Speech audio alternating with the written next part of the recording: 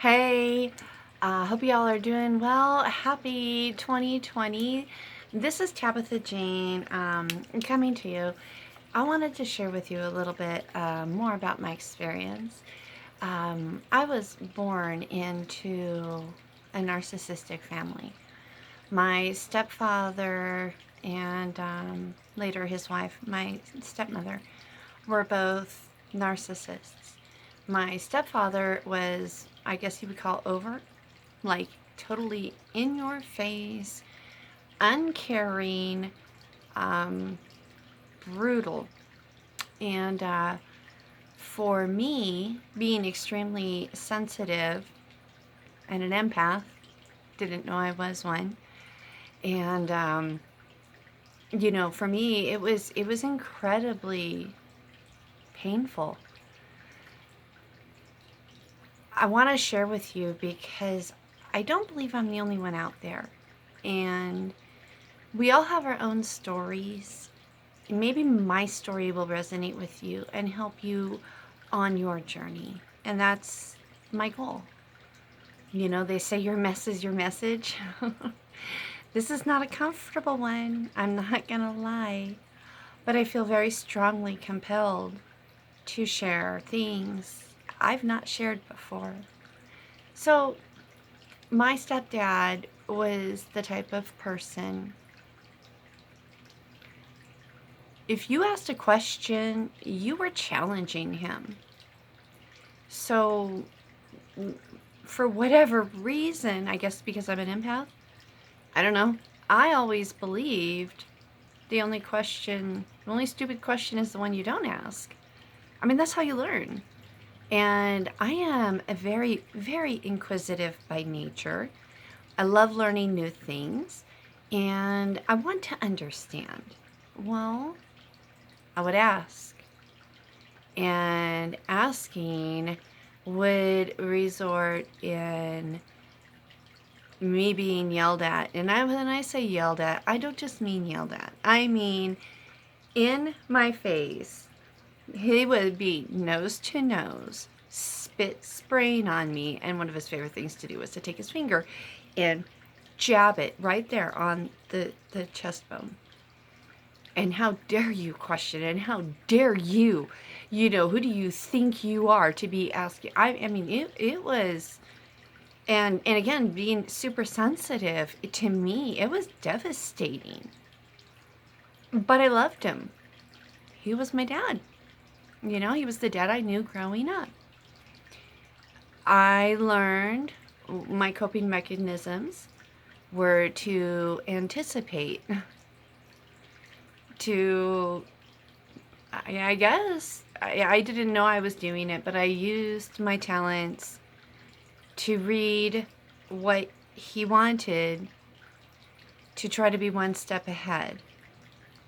Well, what transpired for me is as I got older, I moved out of the family home. I got away from that environment, and I started embarking on my own relationships. I didn't know what a healthy relationship looked like. So I easily fell victim to other types of narcissists. My first long-term relationship was very overt again. But I thought he loved me because, one of his talents, one of his skills was to actually ask me about me. So we were together for 5.5 years. And I finally woke up. And ironically, it was a conversation. I wanted a new bed. And so this is back in the early 90s. I went and I bought a water bed on credit. I had good credit at the time. And his comment to me was, well, yeah, I guess, we live together. I guess, yeah, a new bed to be good, but you have to pay for it. It's like, all right. So me and my little determined self, I was working 40 hours at Sharp Microelectronics at the time, and then on the weekends they would have 12-hour overtime shifts. I'd pick up all the overtime I could. But he was very controlling and dominating, and so I had to call. Well, this is back in the day with pagers. We didn't have cell phones then. I know, ancient times, right? But yeah, I had to call his pager on every one of my breaks, on my lunch, otherwise I was out screwing other people, which I wasn't. But that was the control. That was the mind game, you know? It was the victim. He was the victim, and it was my job to make him feel secure. And I didn't know any better, so I did it because that's how I was raised. And the straw that broke the camel's back was I'm there working. I'd already put in 40 hours, and I think that week I actually picked up the 3 days of 12-hour shifts, so 36 hours. So 76 hours in 1 week? And I page him, and he calls me to tell me he's out by a drum set because the drum set he had wasn't big enough. And even though I'm busting ass working all this overtime to pay for a damn bed, yeah, he had to go buy a drum set.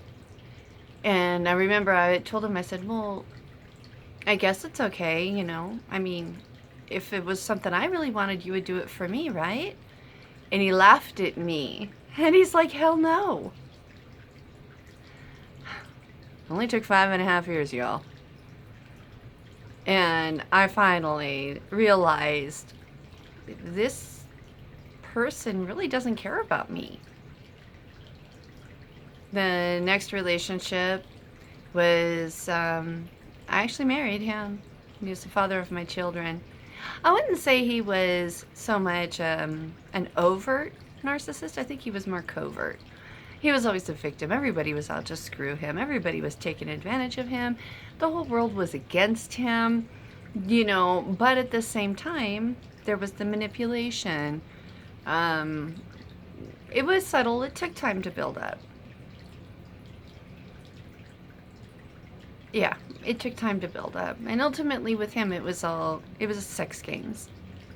And what broke the camel's back was, one, I was seriously depressed. I had 3 children. They were young. And all he cared about was, and I'm gonna out myself. What he cared about most was me having sex with other people for him to watch. He didn't care if it was a man or a woman. He didn't care what ethnicity. And he went so far as to actually find somebody on Craigslist to meet up with us. And I was like, how exactly? I couldn't understand how this was going to work and why this was good. And, you know, I was depressed and I was sleep deprived. I got 3 kids. I was, you know, exhausted. And I wanted this relationship. I came from a broken family. I wanted it so bad to be okay. I would do pretty much anything, but I couldn't. I wouldn't. And when I realized that he didn't care about me, my feelings were not important. His gratification was all that mattered. Our family, and there were other things that happened, so don't get me wrong. It wasn't just this one thing, okay? There were other things, but I was willing to let them go, work through them, try to work past him, believing stupidly. But yeah, finally I woke up and it's like, I can't do this.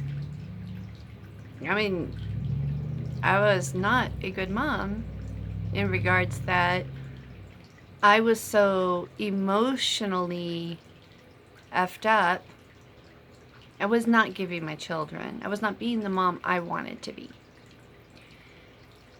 And my last relationship, I would say he's a combination of overt and covert. I'm still researching and learning about all this because it just came into my radar, like in the last few months, this whole thing. You know, even being an empath and all of this, I had no awareness. I was just born into it, and it was my norm. And now I'm looking back and I'm like, wow. So I share these stories because, again, I don't think I'm the only one out there. And as we're on this journey of self-discovery and healing, I think it's really important that we know it's not you. It's not you. It never was you. And if you were like me and you were born into it and you were constantly confused, it's not you. I promise you. And I can sincerely tell you, I don't know what a healthy relationship looks like. Honestly, I don't. You know, I've started just like in the last few days realizing, okay, if this circumstance or situation were to happen, how would I respond to that person? What would I say? That's the best barometer I have right now of what a healthy relationship looks like. Because I know I'm a caring person and I know I'm a genuine person. I know that when I give my love, I give it freely. And now I feel very shielded. I feel very protective of my heart. Not that I don't care. So that isn't what I'm saying. It's just that previously I fell for the BS. I fell for the lies. I didn't know any better. And I bet a lot of you out there probably experiencing the same thing. And I wanted to share because just really want you to know you're not alone. It's not you. It is them. And how do you heal myself? I've been working on, healing my inner child, going back to the triggers from my childhood where I feel like a piece of crap and healing that part of myself. And it's a process, it's a journey. And, I just signed up for another thing, a healing thing. So I'll bring that to you guys if it's helpful and I can help you in that process. I absolutely will share because I think it's really important. The more of us who get healthy and understand it's not us, it is them, that we really are okay and we need to step into our power and be confident in who we are. And that's how we change this world. It's one person at a time. And I hope my story helps you. I'd love to hear your comments, your feedback. And if you like what I share, please go ahead and, like, subscribe. Help me get word out to other people. Share your message. If you do, post it down below. Let me come and celebrate with you. Because again, we all have our own story. We all have our own way of telling it. And it is by letting other people hear. That's where the resonation happens. That's where you're going to touch someone different than I touch. But we've got to come together and by sharing, we heal. And so I hope this helps you. And again, let me cheer for you. Let me support you. Please. And again, if you like how I share in my communication style, please go ahead and share this out. And let me know in the comments below. And if there's other things I can talk on, I mean, I've got a whole slew of subjects. I don't even know where to start. There's so much because I didn't even know. Like I said, this wasn't even on my radar until recently. I had no clue because to me, it was always normal. Even though I knew something was wrong with it, I just didn't know what. Now I'm learning. Now I understand, and I hope my story, my message, the things that I share with you help you as well. All right, guys, I wish you love, light, happiness, and healing energy. This I send to you. Have an amazing rest of your day. Thank you for your time, and I will talk to you soon. Bye.